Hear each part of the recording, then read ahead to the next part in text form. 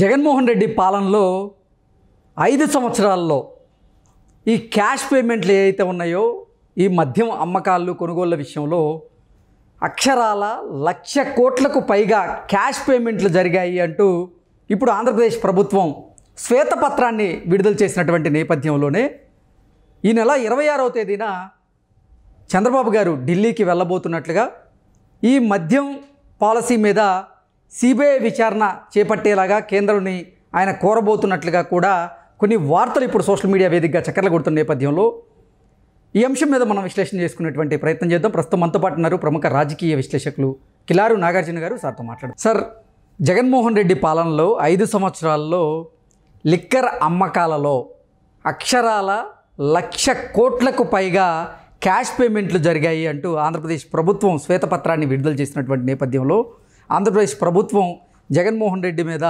కొన్ని ఆరోపణలు అయితే చేస్తూ ఉంది. 5 సంవత్సరాల్లో మద్యం విషయంలో భారీగా అవినీతి అవకతవకలు పాల్పడ్డారు జగన్మోహన్ రెడ్డి టీం అంటూ కూడా ఇప్పుడు ఆంధ్రప్రదేశ్ ప్రభుత్వం ఆరోపణలు చేస్తున్నటువంటి నేపథ్యంలో దీని మీద చంద్రబాబు గారు 26వ తేదీన ఢిల్లీ వెళ్ళబోతున్నట్లుగా, ఈ అంశం మీద సిబిఐ విచారణ కోరబోతున్నట్లుగా ఒక వార్త ఇప్పుడు సోషల్ మీడియాలో చక్కర్లు కొడుతూ ఉంది. దీని మీద మీ విశ్లేషణ ఏంటి సార్? అది నిజమా కాదా అనేటువంటిది ఇంకా మనకు నిర్ధారణ అయితే రాలేదు. కానీ నిజం అవ్వాలని మనందరం కోరుకుందాం. ఎందుకంటే రాష్ట్రం బాగుండాలి, చట్టబద్ధ పాలన జరగాలి, అవినీతి రహిత పాలన కావాలని కోరుకునే ప్రతి ఒక్కళ్ళు కూడా ఈ వార్త నిజం అవ్వాలని కోరుకోవాలి. ఎందుకంటే డిమానిటైజేషన్ అయిన తర్వాత, డిజిటల్ పేమెంట్స్ అనేటువంటివి ఇంట్రడ్యూస్ చేసిన తర్వాత ప్రపంచం వ్యాప్తంగా, ఎందుకంటే మన దేశంలో 140 కోట్ల పైన జనాభా ఉండి దాంట్లో చాలామంది నిరక్షరాస్యులుగా ఉన్నప్పుడు అసలు డిజిటల్ పేమెంట్స్ ఎలా జరుగుతాయి, అసలు సాధ్యమేనా అనుకున్నారు. కానీ వాళ్ళు ప్రపంచమే ముక్కును వేలేసుకునేలాగా నిరక్షరాస్యులు ఇళ్లలో పనిచేసుకునేటువంటి వాళ్ళు కూడా ఇవాళ మొబైల్ ద్వారా ట్రాన్స్ఫర్స్ చేయటం, డిజిటల్ పేమెంట్స్ చేస్తున్నారు. అలాంటి సందర్భంలో ఒక రాష్ట్ర ప్రభుత్వం అయి ఉండి మద్యం షాపులు తనే నడుపుతూ దాదాపు 6 నెలల క్రితం వరకు, అంటే ఇక వాళ్ళ అధికారం అంతం వచ్చిన తర్వాత, అంటే 4.5 సంవత్సరాల తర్వాత మాత్రమే డిజిటల్ పేమెంట్స్ అలౌ చేసి 4.5 సంవత్సరాల పాటు కేవలం క్యాష్ తీసుకుంటాం అంటే అక్కడే చాలా పెద్ద వైలేషన్ జరిగినట్టు. శాండు, మైన్స్, ప్రతిదీ బోలెడ్ స్కాములు జరిగినా కూడా ఏంటంటే ఆంధ్ర రాష్ట్రంలో జరిగినటువంటి అతిపెద్ద స్కామ్ ఏంటంటే ఈ మద్యం స్కామ్. అంటే ఇప్పటి వరకు అసలు ఆంధ్రప్రదేశ్లో రికార్డు స్థాయిలో గత 5 సంవత్సరాలు అంటే ఈ క్యాష్ పేమెంట్స్ జరిగాయంటూ కూడా అసలు రాష్ట్ర ప్రభుత్వాన్ని ఒక రకంగా పోషించిందే ఈ లిక్కర్ అనేటువంటిది మనం అనుకోవచ్చు. పైగా విచిత్రమైన విషయం ఏంటంటే మద్యపాన నిషేధం అనే మాట ఎత్తనప్పుడేమో లిక్కర్ అనేటువంటిది 60 రూపాయలు క్వార్టర్ బాటిల్ దొరికేది. ఎప్పుడు చంద్రబాబు నాయుడు గారు ఉన్నప్పుడు 2014-19 మధ్యలో మద్యపాన నిషేధం పెట్టి నేను అసలు దాన్ని దశలవారీగా ఎత్తేస్తానన్న ఆయన అది చేయకపోగా 60 రూపాయలు ఉన్న క్వార్టర్ని 200 రూపాయలు చేసి దాని మ్యానుఫ్యాక్చరింగ్ కాస్ట్ ఎంత ఉంటుంది అనేటువంటిది మనకు తెలుసు. 10 నుంచి 15 రూపాయల మధ్యలోనే ఉంటుంది ఒక క్వార్టర్ బాటిల్. దాన్ని 200 రూపాయలకి అమ్మారు అంటే ఎంత ఎక్స్ట్రా ఇన్కమ్ జనరేట్ అయి ఉంటుంది. అది కూడా క్యాష్ రూపంలో రావటం అంటే ఈ క్యాష్ అంతా ఎక్కడికి తరలిపోయింది. అందరూ అనుకున్నట్టుగా తాడేపల్లి ప్యాలెస్ నుంచి కంటైనర్లో ప్రతి 3 నెలలకి 6 నెలలకి ఒక కంటైనర్ వెళ్ళేదనేటువంటిది మనం రకరకాల కథనాలు విన్నాం. దానికి ఊతమిచ్చేటట్టుగానే ఉంది కదా. ఇంత పెద్ద మొత్తంలో వచ్చినటువంటి క్యాష్ ఎక్కడికి వెళ్ళింది? పైగా మీరు నడుపుతున్నటువంటి మీరు ఎంత చెప్తే అంతే లెక్క.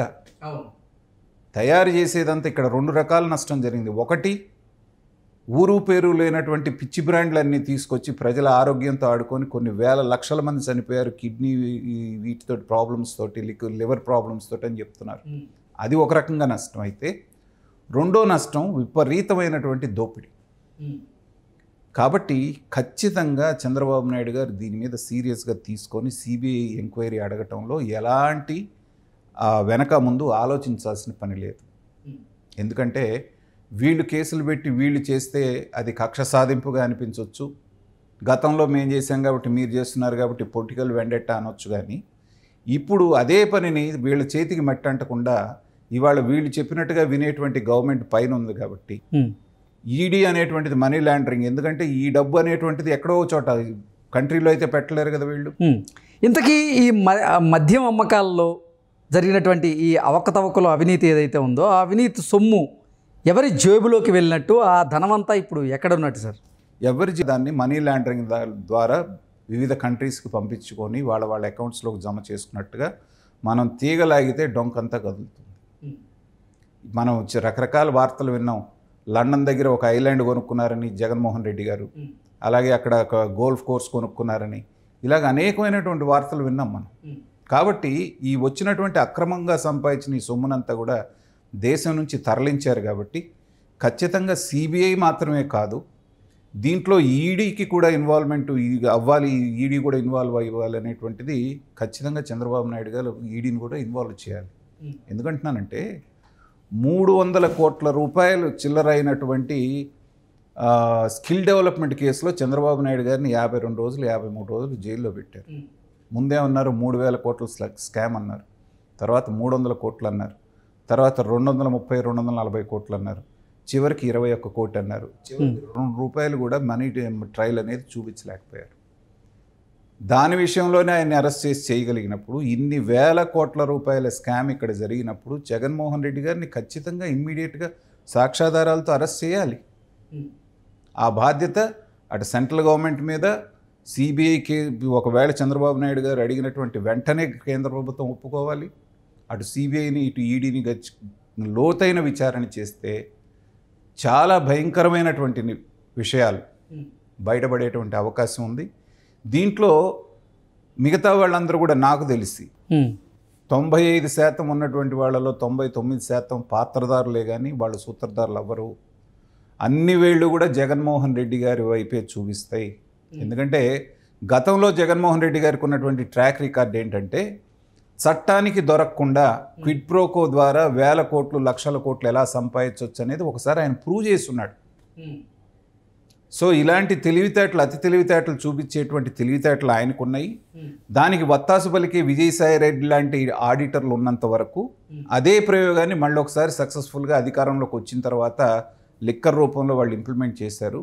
ఈ వచ్చిన డబ్బంతా ఎక్కడికి వెళ్ళింది, ఎవరి జేబుల్లోకి వెళ్ళింది అనేటువంటిది ఖచ్చితంగా, ఎందుకంటే అది ప్రజల డబ్బు. ₹60 ప్రజలకు దొరకాల్సినటువంటి ఒక దీన్ని మీరు మీ స్వార్థం కోసం ప్రజల సంక్షేమం అని పేరు పెట్టి ఆయాచితంగా ₹200 అమ్మారంటే, ఒక క్వార్టర్ మీద ₹140 అంటే రోజుకి ఎంతమంది తాగుబోతులు ఉన్నారు, ఎన్ని క్వార్టర్లు తాగుతారు? కాబట్టి ఇది వేల కోట్ల లక్షల కోట్ల అంటే అసలు మద్యం మాఫియాలోనే కొన్ని వేల కోట్ల రూపాయల అవినీతి జరుగుంటే, మరి ఇసుక మాఫియా, మైనింగ్ మాఫియా, ఇలా ఒక్కొక్క శాఖలో జరిగినటువంటి అవినీతి ఎన్ని వేల కోట్ల రూపాయలు ఉండే అవకాశం ఉంటుందండి? వేల కోట్లు కదండి, ఇది లక్షల కోట్లు దాటిపోయేటువంటి అవకాశం ఉంది. ఇప్పుడు ఈ ఒక్క లిక్కర్ స్కామ్లోనే మనకి ఎంత కనపడుతోంది. అలాగ ఒక్కొక్కటి కనుక తవ్వుకుంటూ పోతే రాష్ట్రాన్ని ఎన్ని రకాలుగా నాశనం చేయాలి, ఎన్ని రకాలుగా దోచేయాలి, అన్ని రకాలుగా దోచేసినట్టు తెలుస్తోంది. కాబట్టి ప్రతి దాంట్లో ఇది ఆరంభం కావాలి. ఈ మద్యం స్కామ్ అనేటువంటిది ఇది ఒక ఆరంభం లాగా ఉండి తర్వాత నేను గతంలో కూడా కొన్ని ఛానల్స్లో చెప్పున్నాను, నేను మాట్లాడినప్పుడు, మీరు రెగ్యులర్గా ఏదో కంప్లైంట్ ఇచ్చామనేది కాకుండా దీనికి ఒక శాఖని క్రియేట్ చేయమంటున్నాను నేను.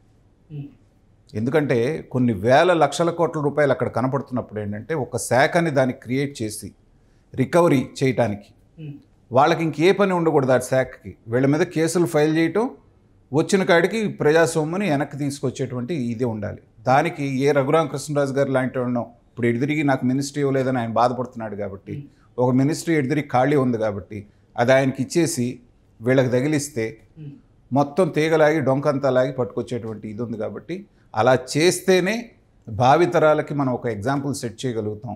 ఈసారి కనుక వీళ్ళు తప్పించుకున్నారు అంటే నెక్స్ట్ వచ్చే వాళ్ళకి భయం అనేది లేకుండా పోతుంది. మనం ఏం చేసినా చెల్లుబాటు అవుతుంది అనేటువంటి ఒక తప్పుడు సాంప్రదాయాన్ని మనం నెలకొల్పుతున్నాం. కాబట్టి అనుకున్నట్టుగానే చంద్రబాబు నాయుడు గారు దాని మీద సీరియస్ యాక్షన్ తీసుకోవాలని మనం అందరం కోరుకోవాలి. Okay sir, thank you so much.